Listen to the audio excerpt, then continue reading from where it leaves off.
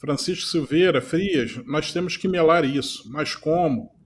Melar Rafael, significa você, quando você está fazendo uma coisa, você quer ter uma. Desculpa, Magalhães, eu vou. Eu sei que você está correndo com os comentários, mas só para a gente não perder aqui o fio da meada. Quando você diz melar, é como virar a mesa, coisa que o vale. Não é isso. Questão de direito.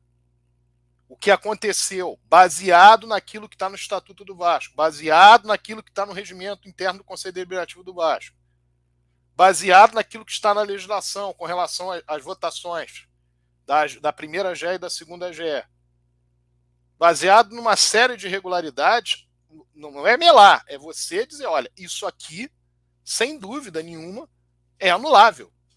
E que seja anulável, que se torne nulo, uma vez sendo de extremo prejuízo ao Vasco.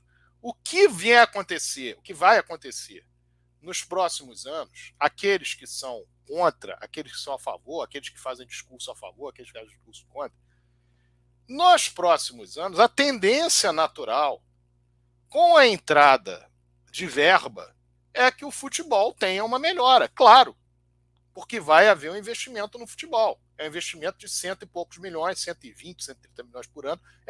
Eu vi muita gente falando que a entrada do capital de 630 milhões tem que ser em 3 anos. Não são em 3 anos, são em 5 anos. Isso dá uma média aí, se você for dividir por ano, de 126 milhões. Mas a questão é que há uma melhora. Do que está aí hoje, há uma melhora. Então, aqueles que, puxa, é muito bom para o Vasco, vão ver uma melhora no ano que vem, vão dizer, puxa vida, eu falei que ia ser muito melhor para o Vasco. A grande questão é a seguinte, isso tem um princípio, um meio e um fim. O fim é em 5 anos. Em 2027, não tem necessidade nenhuma de reinvestimento. E o discurso que é utilizado por essa empresa é que o Vasco vai se tornar autossustentável. Você acha mesmo que você não tem que fazer investimento anual, que você vai ficar com a ideia da autossustentabilidade, que vai dar lucro todo ano? Claro que não. Você tem de fazer investimento. Então você utiliza esses 5 anos, não é para ficar no degrau de disputar título no nível que está o Flamengo, no nível que está o Palmeiras, por exemplo. E, passados 5 anos, não tem nem mais reinvestimento para fazer. Enquanto isso, tua base toda já pode ter ido junto. Enquanto isso, você tem, a partir do momento que vem uma lógica de jogadores novos para o Vasco, para que o Vasco faça com que esses jogadores rodem e vão para o mercado para vender, isso é lucro para serem vendidos, isso é lucro para a empresa. Ah, mas tem 30% do Vasco. 30% do Vasco se der lucro.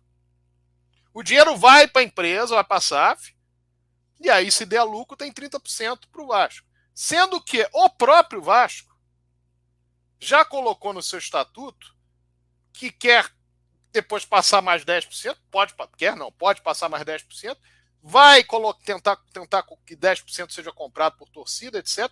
Se não for comprado, vai acabar sendo absorvido por essa empresa. Então a tendência natural é uma tendência de o Vasco, no decorrer aí de 3, 4, 5 anos, de o Vasco ter uma situação que ele não tenha mais reinvestimento e esteja numa situação de sua dívida ainda não foi paga, parcela dessa dívida foi paga.